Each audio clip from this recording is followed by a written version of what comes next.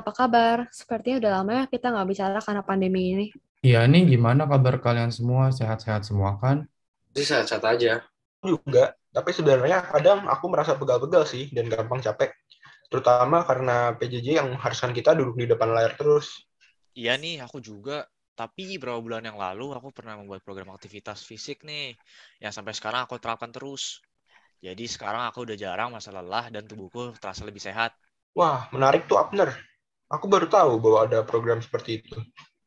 Wah, iya aku juga baru dengar nih tentang program aktivitas fisik ini. Iya, aku juga. Emangnya program aktivitas fisik ini punya manfaat apa aja sih?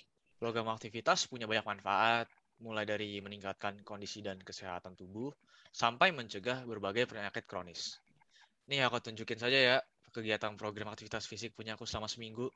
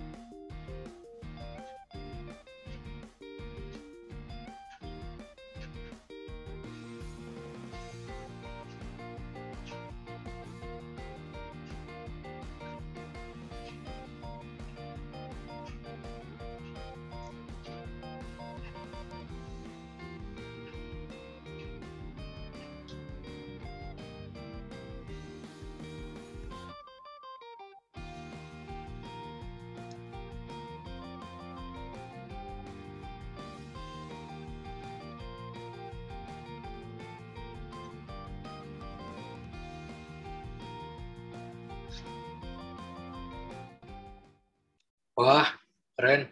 Bisa tuh kita contoh untuk meningkatkan kesehatan tubuh kita. Pastinya.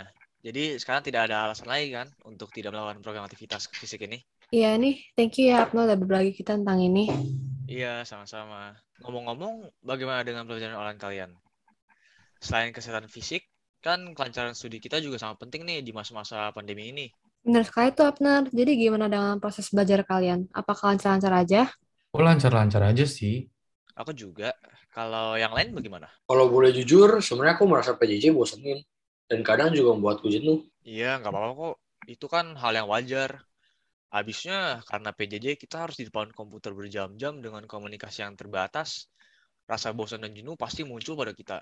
Benar sekali tuh Abner. Aku jadi teringat waktu aku pernah menemukan teks prosedur yang isinya tips dan trik mengatasi kejenuhan dalam pembelajaran jarak jauh. Sebentar ya, aku bagikan ke kalian teksnya. Nah, apakah belajar virtual menjadi sangat membosankan bagi kamu saat ini? Pandemi COVID-19 yang awalnya muncul di Wuhan, Cina, sudah hampir 2 tahun melanda dunia. Hampir semua aspek terkena imbas dari pandemi ini, tidak terkecuali di bidang pendidikan yang mengharuskan semua peserta didik belajar secara virtual. Hal ini cukup memberatkan karena harus menggunakan perangkat dan didukung oleh jaringan internet yang memadai. Bagi kamu yang merasa jenuh terhadap sistem pembelajaran virtual, tips ini penting untuk kamu ketahui dan bisa membantu kamu mengatasi kejenuhan. Kelihatannya lumayan menarik ya? Iya nih, coba kita lanjut baca bareng-bareng biar sama-sama bisa menghilangkan rasa bosan juga deh. Nah, jadi yang pertama itu isi waktu luang dengan menekuni hobi dan mempelajari hal baru agar kamu tidak merasakan aktivitas yang monoton dan membosankan. Yang kedua, ubah atau dekorasi meja belajar untuk menciptakan suasana baru yang nyaman. Yang ketiga, tinggalkan metode belajar SKS atau sistem kebut semalam agar tidak menimbulkan kelelahan dalam belajar atau bahkan kejenuhan. Keempat, tetap mengikuti kegiatan ekstrakurikuler dan mengikuti kelompok belajar agar dapat tetap berinteraksi dengan murid lain dan juga guru. Yang kelima, menciptakan suasana seperti di ruang kelas sungguhan untuk menciptakan atmosfer kelas sungguhan dan membuat kamu tidak bosan dalam belajar virtual. Itulah beberapa cara yang dapat kamu lakukan untuk mengatasi kejenuhan selama belajar virtual. Tetaplah berpikir positif dan produktif selama pembelajaran secara virtual. Dengan begitu, kamu akan tetap memaksimalkan dan mengembangkan potensi diri di tengah situasi pandemi ini. Wah, tidak disangka ya, selama ini ternyata banyak banget yang bisa kita lakukan untuk mengatasi kejenuhan kita selama mengikuti pembelajaran jarak jauh. Iya, dan sepertinya semua tips dan trik yang diberikan juga mudah untuk dilakukan dalam kehidupan sehari-hari. Kedepannya, aku pasti bakal coba mengimplementasikan poin-poin itu di teks itu. Semoga dengan kita menerapkan poin-poin yang terdapat dalam teks prosedur ini, kejenuhan dan kebosanan kita bisa semakin berkurang ya, teman-teman. Ngomong-ngomong, selama masa pandemi ini, kalian nyadar gak sih kalau banyak orang yang berubah sikapnya? Sikap yang gimana tuh maksudnya? Aku sih merasa bahwa sejak pandemi ini, semakin banyak orang yang menutup dirinya dan terlebih lagi menghabiskan waktu mereka setiap hari dengan bermain handphone. Seolah-olah mereka nggak bisa lepas dari handphone gitu loh. Menurut kalian, sikap ini berkembang pesat karena berlangsungnya pandemi nggak sih? Sepertinya sih gitu. Lihat dari contoh kasus tersebut, kemungkinan besar orang itu adalah nomofobian, yaitu orang yang mengalami nomofobia. Nah, nomofobia sendiri adalah salah satu bentuk fobia yang terjadi kalau orang tidak memegang HP sebentar aja. Emangnya sikap nomofobia ini berbahaya ya, Valens? Tentu saja dong, nomofobia kerap terjadi pada remaja dan memiliki dampak negatif loh bagi pola hidup mereka. Salah satu dampak negatif itu misalnya mudah marah apabila dilarang menggunakan ponsel. Aku dengar-dengar nomofobia ini juga dapat memperbesar kemungkinan orang untuk bersifat individualis ya. Individualis. Oh, sikap yang meninggikan diri sendiri daripada orang lain itu ya. Iya, benar banget tuh, Matthew. Individualisme itu sikap yang lebih mementingkan kebebasan pribadi atau lebih mementingkan diri sendiri dibandingkan kepentingan orang lain. Sikap ini bisa menimbulkan perasaan bahwa apapun yang seorang tersebut lakukan adalah benar. Sementara yang dilakukan orang lain selalu salah. Apalagi pada abad 21 ini, banyak hal semakin memudahkan timbulnya individualisme. Misalnya perkembangan teknologi dan juga sikap nomofobia tadi. Jadi, apa yang kita bisa lakukan untuk mengatasi sikap ini? Mungkin kita bisa melatih diri untuk mengubah cara pikir kita. Kita harus sering-sering coba untuk berpikir dengan pola pikir orang lain, biar kita bisa semakin mengerti orang tersebut. Selain itu, kita juga bisa selalu ingat untuk menjaga sopan santun kita loh. Biasanya orang yang individualis dan tidak memiliki sopan santun semakin dijauhi karena orang merasa tersinggung berada di dekatnya. Betul banget tuh. Menurut aku, kita juga bisa belajar untuk saling menghargai satu sama lain di antara kita. Dan belajar untuk menerima bahwa pendapat kita tidak selalu paling benar. Wah, benar juga ya kalian. Nah, tapi aku punya pertanyaan nih. Kalau misalnya kita menemui orang yang bersikap individualis ke kita, kira-kira apa yang harus kita lakukan? Benar juga ya. Menurut aku sih, kita bisa coba untuk lebih memahami perasaan mereka. Kita juga tentunya nggak boleh membalas sikap mereka karena ujung-ujungnya itu bisa menimbulkan konflik. Kita juga bisa menjadi sosok teladan bagi mereka, agar mereka bisa semakin belajar untuk toleransi dan menerima sesama di lingkungan mereka. Kalau menurut aku, kita bisa mengajak mereka terus serta dalam organisasi masyarakat dan juga memperluaskan cara pikir kita agar bisa menyesuaikan dengan mereka.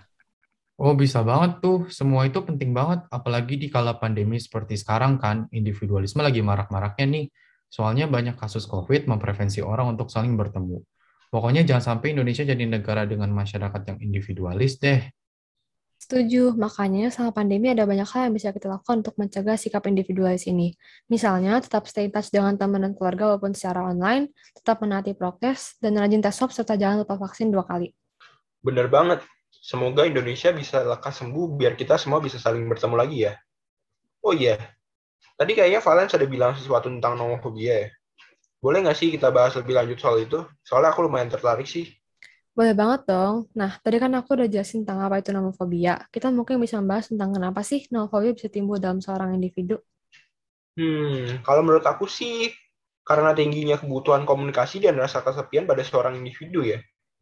Karena kedua hal tersebut, seorang pasti selalu ingin berada di dekat ponsel dan menimbulkan kebiasaan ketergantungan pada ponsel. Kalau menurut aku, perkembangan teknologi yang begitu pesat juga memainkan peran yang sangat besar. Kecanggihan teknologi membuat semua aktivitas kita dimudahkan dengan handphone kita, sehingga kita pun jadi bergantung sama HP, bahkan dalam kegiatan-kegiatan mudah yang dulunya dapat kita lakukan sendiri. Iya tuh, seharusnya semua perkembangan teknologi itu bukannya menyebabkan nomofobia, melainkan menjadi bijak akan menggunakan ponsel dan memanfaatkannya seperlunya. Wah, nomofobia ternyata menarik juga ya. Tapi sejujurnya, aku juga terkadang sulit lepas dari HP sih. Jangan-jangan aku juga punya nomofobia. Ciri-ciri nomofobia itu apa aja sih? Ciri-ciri nomofobia, misalnya selalu membawa HP kemana saja individu tersebut pergi. Kemudian melakukan interaksi sosial yang minim, menjaga HP selalu diaktifkan, dan selalu merasa cemas atau gugup jika tidak memegang HP. Hati-hati ya, kita harus bisa membiasakan diri hidup tanpa telepon genggam loh.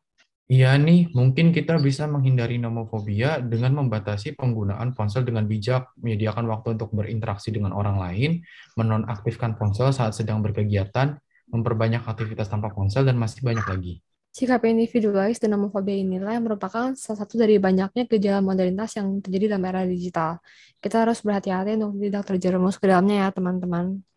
Betul sekali. Semoga kita semua bisa terhindari dari semua gejala modernitas yang terjadi ya, teman-teman. Harus dong, kita harus berhati-hati dan melindungi diri dari segala masalah kepribadian, terutama sama pandemi seperti sekarang. Namun, selain itu, kita juga harus ingat untuk berhati-hati dengan masalah sosial yang ada di masyarakat juga. Hah? Masalah sosial? Emangnya ada apa di masyarakat zaman sekarang, Matthew? Sebenarnya, karena pandemi ini, sikap etnosentrisme juga marak banget loh, jadi kita harus hati-hati. Oh gitu. Sebenarnya etnosentrisme itu apa sih? Etnosentrisme adalah sikap yang menilai dasar-dasar kebudayaan lain berdasarkan nilai dan standar dari kebudayaan sendiri. Jadi, misalnya orang beragama Kristen yang menilai kebudayaan dan peraturan Islam berdasarkan standar-standar Kristen. Tentunya itu sikap yang gak baik dan tidak patut dicontohkan. Oh, kayaknya aku pernah dengar tuh tentang etnosentrisme. Berarti bahkan sejak zaman kerajaan Indonesia, kita sudah banyak mengalami kasus etnosentrisme ya? Betul sekali. Contohnya, konflik antara orang pribumi dengan orang Tionghoa, di mana berkali-kali masyarakat Tionghoa dianggap sebagai kaum pendatang dan bisa dianggap tidak disambut dengan ramah. Hal ini menyebabkan banyaknya kasus-kasus konflik antara kedua etnis tersebut. Kasus paling besar yang dapat dijadikan contoh ialah kasus kerusuhan Mei 1998 yang memakan sejumlah korban hilang dan bahkan meninggal, terutama dari masyarakat etnis Tionghoa. Mereka ditindas, toko mereka dijarah, diancam, dan bahkan terjadi pembunuhan. Ancaman terhadap mereka seolah memaksa mereka untuk meninggalkan Indonesia. Wah, iya ya. Orang tua aku pernah cerita tuh tentang kerusuhan Mei 1998. Nah, tapi ngomong-ngomong, berarti seharusnya karena pandemi COVID-19, etnosentrisme dan kasus konflik antara dua ras ini semakin parah dong. Betul banget tuh, kan virus corona awalnya berasal dari Cina. Takutnya masyarakat yang berpikiran sempit bisa langsung menganggap bahwa ras Tionghoa di Indonesia sebagai pembawa rugi atau sial. Padahal kan beberapa dari mereka mungkin bahkan belum pernah menginjak kaki di Cina. Tapi ngomong-ngomong, menurut kalian respon masyarakat terhadap etnis Tionghoa yang diklaim membawa virus COVID-19 ini bagaimana? Kalau menurut aku sih ya, bisa jadi ada kelompok masyarakat yang cuek terhadap permasalahan ini. Ya mungkin karena mereka tidak menyangkut paut dengan etnis mereka. Ya jadi sih, tapi mungkin juga ada sekelompok masyarakat yang justru merasa ini suatu ketidakadilan walaupun mereka bukan etnis Tionghoa. Tapi mereka merasa hal ini perlu diluruskan. Mereka merasa harus ada pengiringan opini masyarakat agar tidak menuduh dan bersikap sentimental terhadap etnis Tionghoa.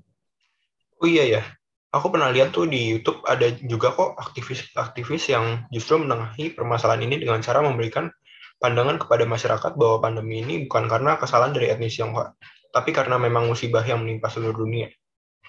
Sebenarnya, permasalahan ini cukup kompleks ya, apalagi di Indonesia. Etnis Tionghoa juga tergolong banyak. Kalau kita mapping berdasarkan teori si Fabio, permasalahannya seperti ini.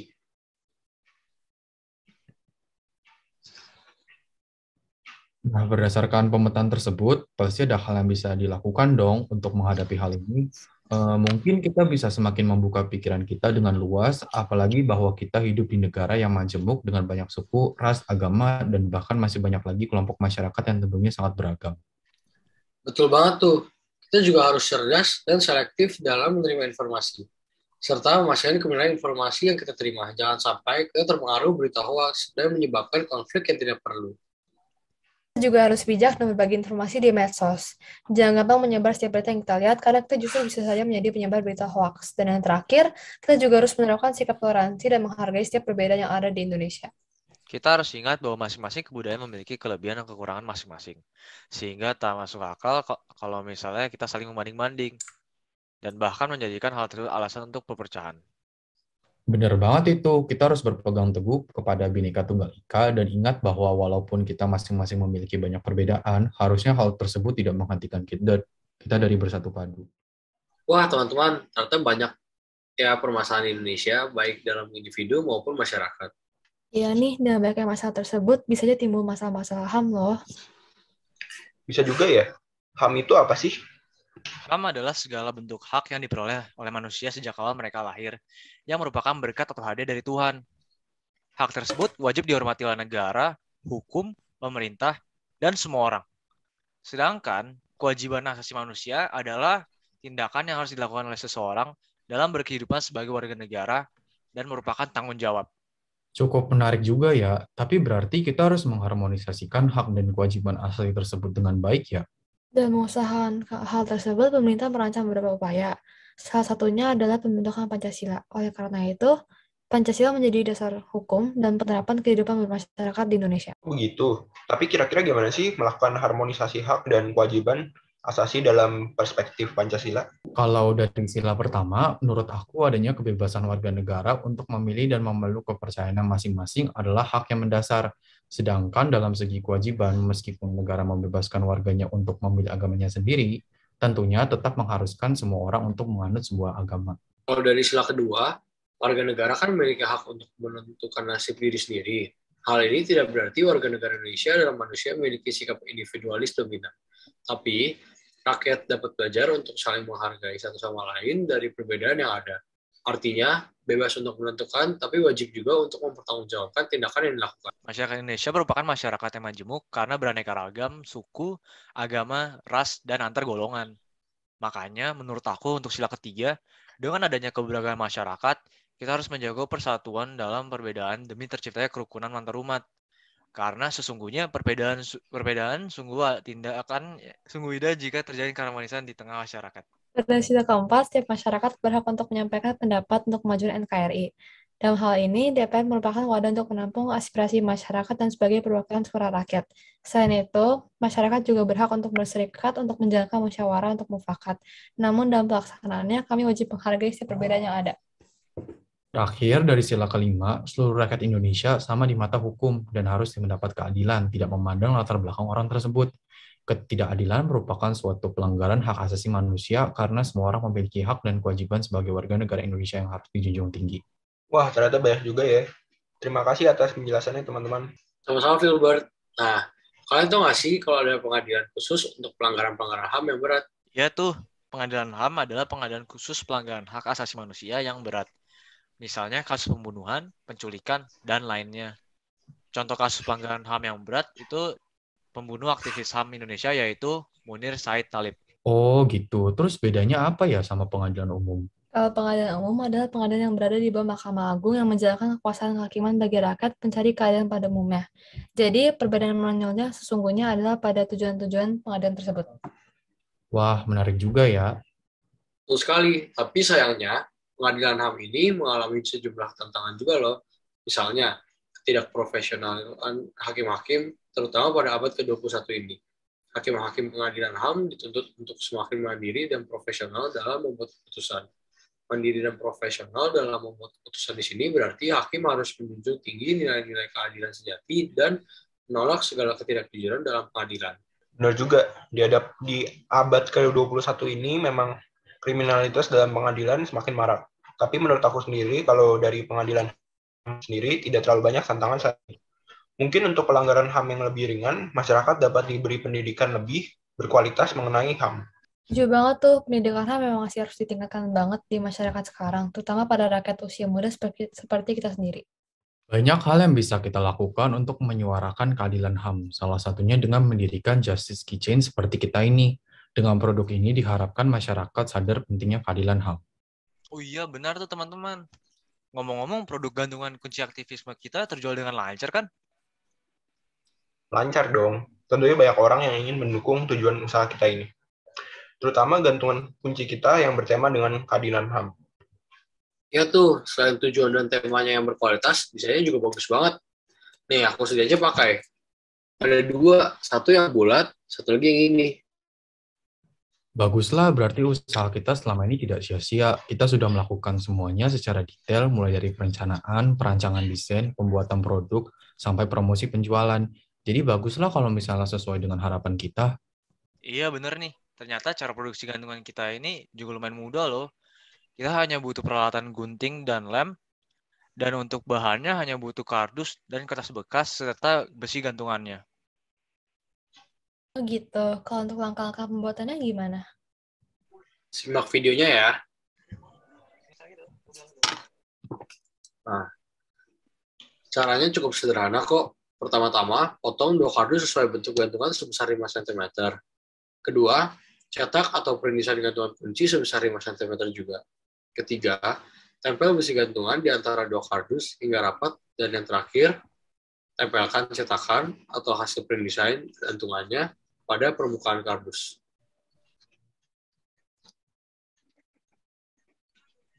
Selain itu, metode promosi kita juga efektif sekali loh. Ingat kan waktu itu Abner membuat poster produk kita dan mempostingnya di akun media sosialnya. Hal itu membawa semakin banyak konsumen loh. Nah, tentunya selain membahas cara pembuatan gantungan-gantungan kunci yang menarik ini, ada langkah-langkah yang harus dilakukan untuk menyelesaikan penjualan produknya. Betul banget, Abner. Setelah membahas proses perencanaan dan pembuatan produk, kami sekarang akan membahas penjualannya nih, dengan metode yang sangat spesial, yaitu program DNR dari mata pelajaran matematika.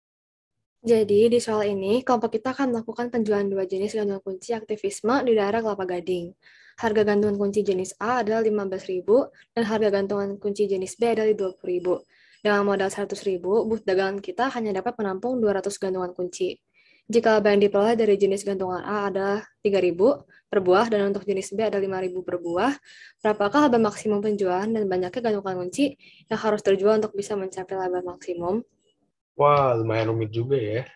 Untung ada metode program linear untuk membantu menyelesaikan permasalahan ini. Ya dong, bahkan langkahnya lumayan simpel nih.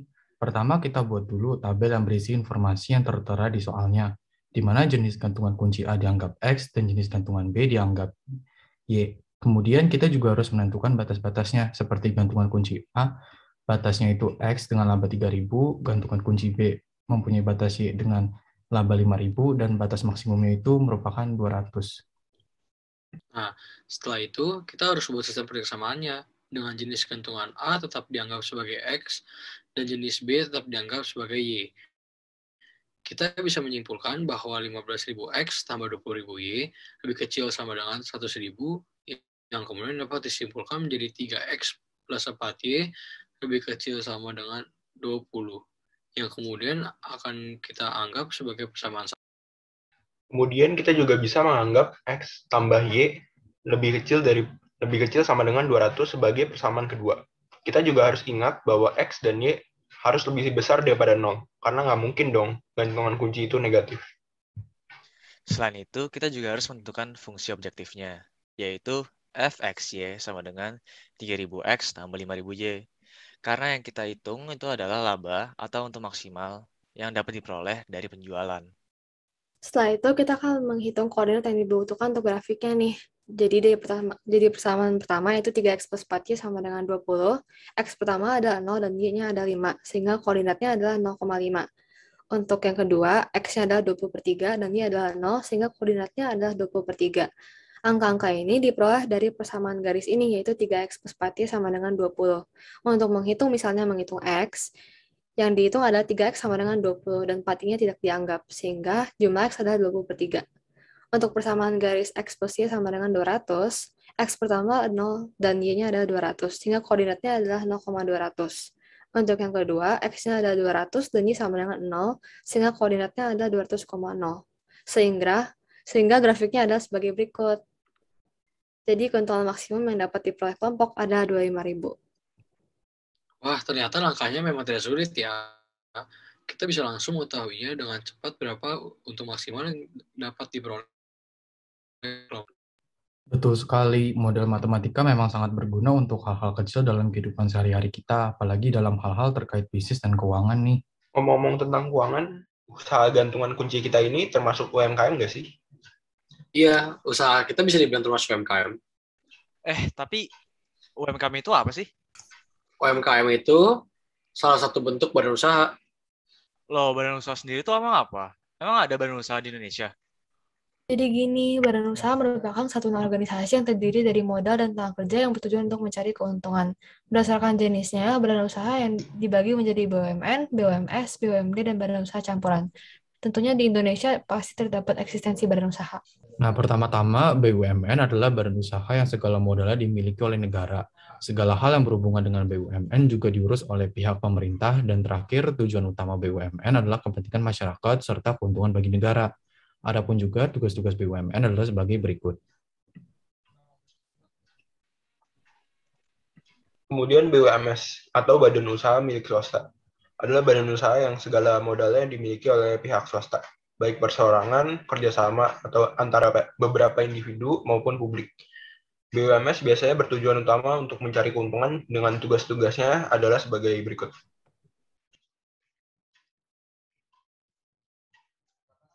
BUMD atau badan usaha milik daerah adalah badan usaha yang dikelola dan didirikan oleh pemerintah daerah tersebut. Modal biasanya diperoleh dari kekayaan sisa daerah. Dan BUMD bertujuan utama mencari keuntungan dan perkembangan lebih lanjut daerah tersebut. Terakhir ada juga badan usaha campuran, yaitu badan usaha yang modalnya sebagian berasal dari pihak swasta dan sebagian lagi berasal dari pemerintah. Nah, kira-kira kalian tahu nggak sih apa kontribusi badan usaha sama pandemi COVID-19? Pastinya dong, yang pertama, badan usaha berkontribusi bagi negara melalui penyetoran pajak dan dividen. Beberapa badan usaha juga memberi subsidi dan bantuan bagi masyarakat yang mengalami kesulitan selama pandemi, misalnya kuota bagi pelajar yang menjalani PJJ. Selain itu, di tengah-tengah keadaan pandemi yang semakin menyusahkan perekonomian negara, badan usaha tetap menyerap tenaga kerja dan mencegah meningkatnya angka pengangguran dan kemiskinan di Indonesia. UMKM juga tentunya memegang peran yang cukup penting bagi Indonesia. Dengan tetap menjalani promosi dan penjualan produk secara online dengan berbagai media seperti e-commerce, UMKM tetap melancarkan ekonomi Indonesia selama pandemi. Tapi sebenarnya, selain berkontribusi terhadap perjuangan Indonesia melawan pandemi, badan usaha juga menghadapi berbagai tantangan loh. Misalnya, keharusan badan usaha untuk memindahkan segala kegiatan mereka secara online atau digital. Hal ini tentunya sulit, karena pegawai badan usaha sudah terbiasa menjalankan segala kegiatan mereka secara langsung. Dan tentunya, beberapa kegiatan badan usaha tidak bisa dipindahkan menjadi online. Betul banget. Selain itu, permintaan pasar Indonesia itu selalu dinamis. Jadi, permintaan masyarakat terhadap suatu barang atau jasa akan selalu berubah-ubah dan tentunya sulit diprediksi, sehingga badan-badan usaha tertentu bisa saja kewalahan menghadapi permintaan tersebut. Selain itu, badan usaha juga memiliki banyak pesaing.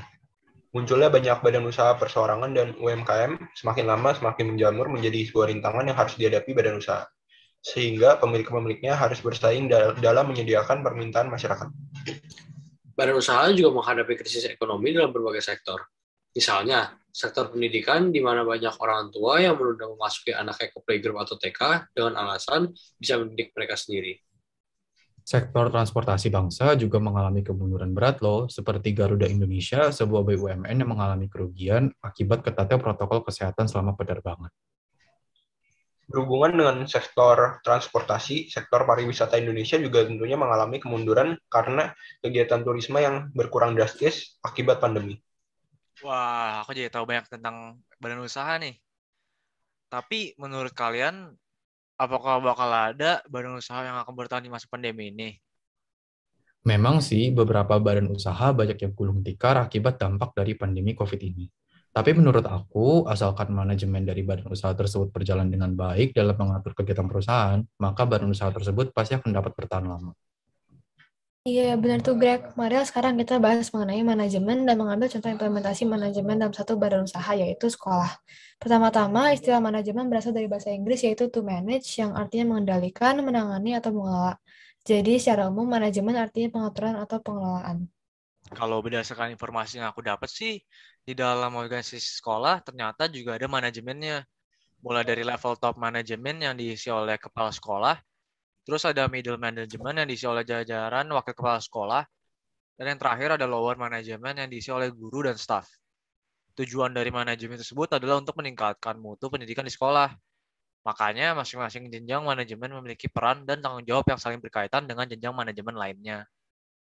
Selama pandemi, manajemen sekolah ternyata juga memiliki beberapa kendala, seperti kesulitan koordinasi karena dibatasi oleh jarak, aspek ekonomi, dan sarana dan prasarana yang tidak digunakan.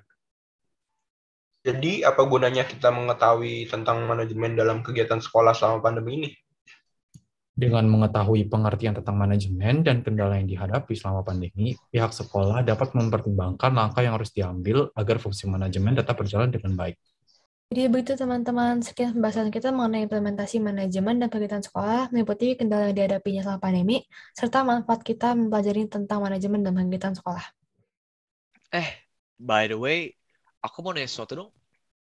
Pandemi itu juga berpengaruh terhadap tingkat kemiskinan di Indonesia nggak ya? Internet sih mengatakan bahwa as many as 5 million Indonesians dropped below the poverty line in September 2020, and this number has likely increased further since then. With that said, the pandemic is responsible for the increasing poverty rate in Indonesia. Oh, okay. Thank you for the info, Valens. Wait, talking about this topic reminds me that we are having a geography test tomorrow. Oh yeah, that's right. Have you guys studied for the test? No, I haven't. What is it about? I think it's about citizen issues in Indonesia, like ruralization, migration, urbanization, poverty, transmigration, and all of that. Poverty is an issue for our country. Yes, it is. Especially in the city side of Indonesia, people who move here from the countryside tend to face more financial difficulties. Really? How so? It's because the education in the countryside isn't as facilitated as it is here in the city. They should hire more qualified teachers and build better schools for the kids there. That's true. They probably aren't used to the busy lifestyle of the city either. I think when people come to work in the city, companies should provide a training period to help them get used to our way of living. Although all these precautions can be taken, poverty is still one of the biggest problems in Indonesia. Currently, 10% of the population in Indonesia is experiencing poverty. Oh wow, I didn't expect that. I don't think the poverty in Indonesia is this serious. Exactly. I think the government should take this issue more seriously.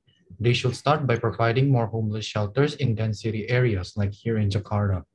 That's a good idea, Greg. Maybe they could also provide more jobs for homeless and lower class people. Really? Jobs like what? I don't think they would be qualified enough for special jobs. Maybe they could issue easier jobs that don't need much experience, like street cleaners or construction workers. Although it's not much, I'm sure it would still financially benefit them.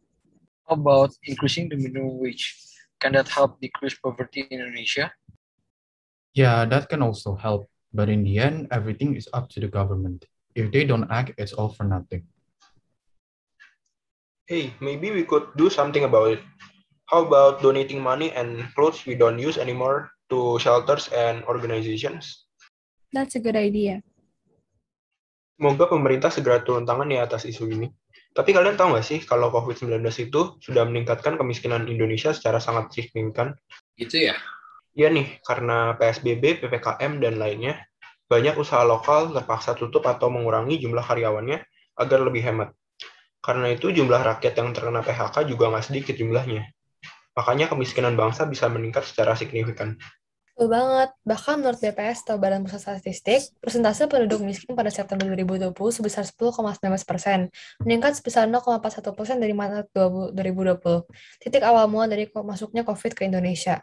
Dibandingkan dengan angka pada September 2029, persentase ini meningkat sebesar 0,97%. Wah, ternyata parah sekali ya masalah ini. Tapi kalau dipikir-pikir, sepertinya bukan hanya PHK ya yang menjadi faktor utama kemiskinan karena pandemi. Kan karena virus ini, warga-warga bahkan yang kurang mampu harus membeli berbagai peralatan kesehatan lainnya seperti masker, vitamin, dan sebagainya. Benar juga, Greg. Tapi sebenarnya Indonesia itu memang negara dengan angka kemiskinan yang tinggi sejak sebelum pandemi sih. Kalau diperhatikan, warga-warga yang terkena PHK karena COVID adalah rakyat dengan pendidikan yang bisa dikatakan rendah. Sehingga bisa disimpulkan tingkat pendidikan yang rendah ini menyumbang banget ke faktor penyebab kemiskinan negara kami. Selain itu, meningkatnya kebutuhan pokok sehari-hari seperti sembako dan BBM juga sepertinya berkontribusi lumayan berat kepada faktor kemiskinan. Gak kebayang ya betapa susahnya untuk masyarakat-masyarakat yang menjadi korban-korban kemiskinan COVID-19. Iya, tapi kita seharusnya bisa turut membantu mereka kok. Sebagai murid-murid rakyat biasa, kita bisa membantu dengan cara sederhana, seperti turut serta dalam demonstrasi-demonstrasi, mendonasikan sembako dan barang bekas, dan menjadi volunteer untuk membantu sama. Betul banget, tapi kekuasaan yang paling besar untuk didapat memperbaiki ini tetap ada di pemerintah sih. Banyak sekali hal yang bisa dilakukan pemerintah. Misalnya meningkatkan dan menetapkan banyak pembukaan lapangan kerja bagi rakyat-rakyat yang membutuhkan sehingga mereka tidak terjerumus menjadi pengangguran. Bisa banget tuh, pasti itu akan membantu rakyat membuat penghasilan. Menurut aku, lihat pernyataan Filbert yang tadi, pemerintah bisa meratakan pendidikan di mana-mana, termasuk pelosok pedesaan yang kecil agar seluruh masyarakat dapat memiliki kesempatan yang sama. Pemerintah sepertinya juga bisa membuat semacam penyuluhan, pengembangan karir, Pemberlakuan pajak dan retribusi yang adil bagi usaha kecil dan menengah lokal yang berusaha berkembang, membangun berbagai usaha kreatif, membangun tempat tinggal yang layak seperti rumah susun bagi masyarakat tunawisma, membangun LPM bagi penduduk miskin, dan tentunya masih banyak lagi. Iya, bener banget tuh, Abner. Kalian tahu nggak sih kalau misalnya masyarakat tuh juga bisa mendapatkan penghasilan lewat budaya Indonesia yang sudah ada sejak lama, walaupun emang agak sulit sih karena pandemi COVID ini. Oh iya, aku sering dengar tuh, banyak sekali budaya Indonesia yang bisa dijadikan modal untuk membuka suatu usaha. Mulai dari budaya kuliner seperti kerak telur di Jakarta, kemudian kain batik yang dapat dijadikan kerajinan tangan, sampai pertunjukan tarian dan kesenian budaya Indonesia seperti tari kecak yang khas di Bali. Tari kecak. Apa itu? Kalian pernah nonton kah? Tentu saja pernah dong. Tari kecak ini merupakan pertunjukan seni berupa tarian tradisional yang berfungsi sebagai upacara keagamaan. Penari biasanya kemasukan roh dan bisa berkomunikasi dengan para dewa atau para leluhur yang telah disucikan. Penari tersebut dijadikan sebagai media untuk menyatakan sabdanya. Tarian ini juga sangat khas di Bali. Aku kaget kamu belum pernah menonton. Oh, itu namanya tari kecak ya? Kalau nggak salah, itu tarian yang gerakannya berbau mistis kan? Para penari melakukan gerakan berbahaya dan mengeluarkan suara yang mereka tidak pernah keluarkan sebelumnya. Selain itu, ada juga pertunjukan dari beberapa penari terpilih yang menginjak bara api dengan kaki telanjang kan ya. Ternyata aku pernah menyaksikannya kok. Iya, benar tuh. Merupakan salah satu ciri khas pertunjukan tari kecak. Tapi kalian tahu nggak sih kalau misalnya segala aspek keunikan dari tari kecak ini sangat dipengaruhi faktor geografis yang terdapat di Bali. Iklim di Bali yang sangat tropis dan panas serta memiliki banyak daerah pantai yang mempengaruhi berbagai hal dari tari kecak. Mulai dari kostum, riasan, latar, cerita, nilai keagamaan, dan masih banyak lagi. Iya benar tuh Valens. Pertunjukan tari kecak juga tidak dilakukan dengan sembarangan, karena adanya nilai, peraturan, adat, dan kearifan lokal yang melekat pada tarian tersebut. Salah satunya adalah nilai di mana tarian biasa berlangsung seiringan dengan terbenam matahari, sekitar jam 6 sore dan berlangsung kurang lebih 1 jam. Wah, menarik ya teman-teman. Ternyata Bali punya budaya yang sangat khas dan bernilai tinggi, sehingga terdapat berbagai cara untuk mendapatkan keuntungan dari pertunjukan tersebut. Contoh yang dapat dilakukan masyarakat adalah kegiatan ekonomi kreatif berupa pembukaan kursus tari kecak bagi penduduk asli Bali yang ingin mendalami seni tari tersebut. Atau bisa juga berupa penjualan cenderamata kostum dan kain tarian. Selain itu, mereka dapat membuat video dokumentasi tentang tari kecak yang kemudian bisa diupload ke YouTube. Semua hal ini dapat dilakukan masyarakat untuk mendapatkan keuntungan sekaligus melestarikan budaya tari kecak. Iya, benar banget itu. Tari kecak juga bisa dijadikan potensi wisata untuk menarik perhatian turis datang ke Indonesia. Tari kecak yang sangat unik dapat menghibur turis dan pengunjung lainnya selama berlibur di Bali. Selain mereka terhibur dengan musik yang dihasilkan dengan teriakan-teriakan, mereka juga dapat mengenal salah satu kebudayaan di Bali, yakni tari kecak. Ternyata budaya di Indonesia tidak hanya sebagai warisan yang diturunkan oleh leluhur ya, tetapi juga bisa bernilai ekonomis. Oleh karena itu, sektor pariwisata dan budaya termasuk sektor yang berkontribusi dalam perekonomian di Indonesia, walaupun sekarang sedang mengalami penurunan akibat pandemi COVID-19. Maka dari itu, marilah kita mencintai dan melestarikan budaya di Indonesia agar bisa bermanfaat bagi generasi penerus bangsa. Tapi sekarang enak ya, masyarakat bisa mendapatkan penghasilan dengan berbagai cara. Kalian tahu nggak sih kalau misalnya dulu beberapa kerajaan di Nusantara sangat bergantung pada perdagangan dengan cara pelayaran? Emangnya iya ya? Iya, benar sekali. Mereka bergantung pada perdagangan dan pelayaran karena kerajaan-kerajaan tersebut terletak di pesisir pantai. Oleh karena itu, mereka dinamakan kerajaan maritim. Ada banyak kerajaan maritim yang muncul di Nusantara. Ini sebabkan karena Indonesia merupakan wilayah kepulauan. Salah satunya yang terkenal adalah Kerajaan Sriwijaya, yang lahir pada abad ke-7 Masehi dengan pendirian bernama Dapunta Hyang Sri Jayanasa. Dan Sriwijaya yang pernah memperluas kekuasaannya hingga Jawa Barat, Kalimantan Barat, Bangka Belitung, Malaysia, Singapura, dan Thailand Selatan itu. Iya, Filbert, pada masa kejayaannya dan kekuasaan Balaputradewa sampai dengan Sri Marawijaya, mereka dapat menguasai Selat Malaka yang merupakan jalur perdagangan utama yang digunakan India dan Cina. Oleh karena itu, mereka memiliki perekonomian yang lebih unggul dibandingkan kerajaan lainnya. Selain dari keunggulan ekonomi, Kerajaan Sriwijaya juga memiliki banyak informasi yang didapatkan dari bangsa lain lewat jalur perdagangan tersebut. Oh, berarti nggak heran ya jika Kerajaan Sriwijaya menjadi kerajaan maritim yang besar pada masanya. Ya, bahkan Kerajaan Sriwijaya pun tercatat pada prasasti Kedukan Bukit yang menceritakan tentang pembentukan Sriwijaya. Benar tuh Matthew, kan tapi bukti kejayaan maritim bukan hanya dari Kerajaan Sriwijaya saja loh, ada juga prasasti Yupat dari Kerajaan Kuta yang menceritakan tentang upacara kurban. Selain itu ada prasasti Jambun tentang pemerintahan Raja Mula Warman dari Kerajaan Tarumanagara dan prasasti Tugu yang menceritakan tentang penggalian Sungai Caprabaga oleh Raja Diraja Guru dan penggalian saluran yang bernama Gomati pada masa pemerintahan Purnawarman dan Kerajaan Tarumanegara. Wah, ternyata hebat juga ya kerajaan-kerajaan maritim zaman dulu. Benar sekali. Dan yang lebih mengagum lagi, pada zaman itu mereka sudah mengenal sistem navigasi yang berupa sebuah peta yang didapatkan dari tukar-menukar informasi saat kaum pedagang lainnya berdagang di Indonesia. Lihat nih, teman-teman.